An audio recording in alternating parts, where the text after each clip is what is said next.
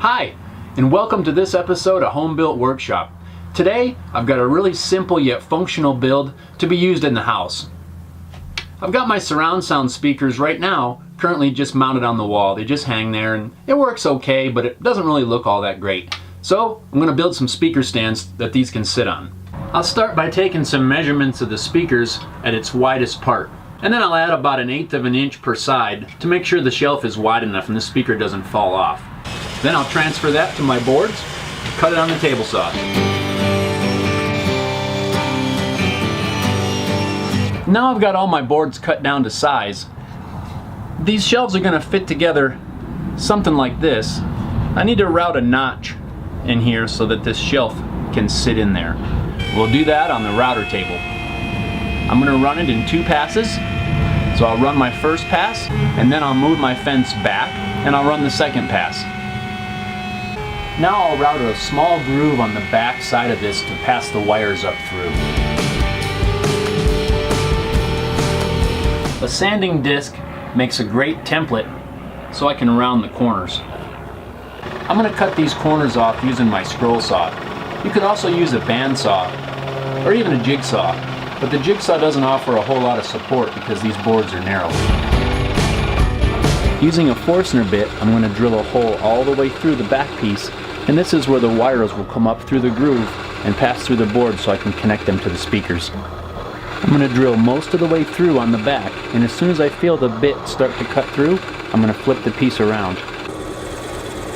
This will give me a nice clean hole with no tear out. I'll do a little bit of rough sanding with the random orbit sander before I assemble these. Now for the assembly, just a little bit of glue and a clamp for good measure, and we are good to go. We'll let them all dry and then sand it again. Well, now the glue's dry and I've got them all out of the clamps. I realized I forgot to route the profile on the edge of this before I glued it up. So this could present a problem. So now I got to figure out how to route that profile now that it's already glued up. I think I can stand it on the edge and run it on the router table and get most of the straight sides.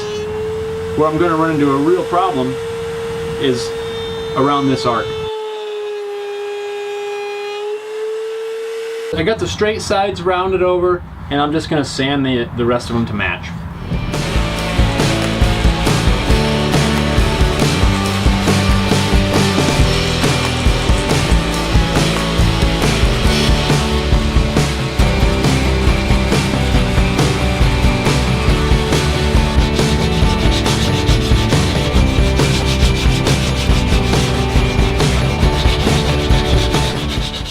Well, I feel like I've been sanding these things for days.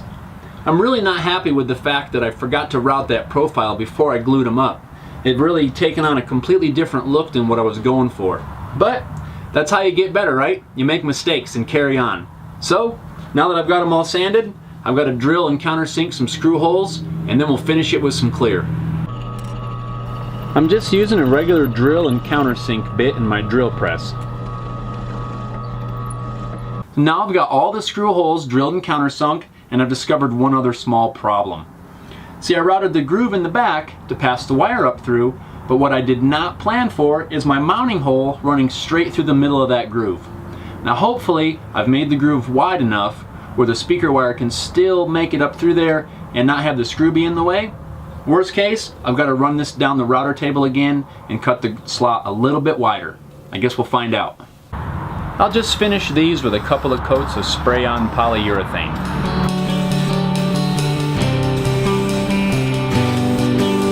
Then after they're dry, I'll screw them to the wall and connect the speakers.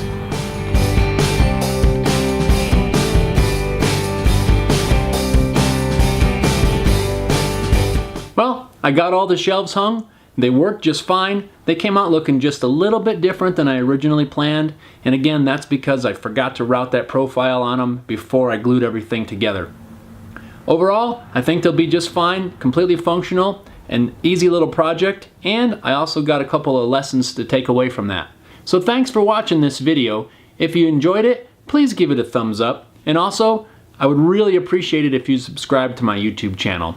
Also, you can follow me on Twitter at HomeBuiltShop. Thanks for watching.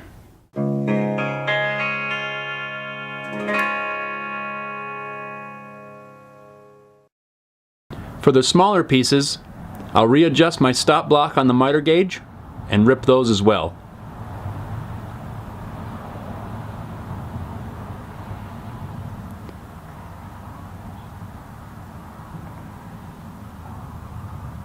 Then I'll get more coffee. Yeah. Mine's gone. And I really want more.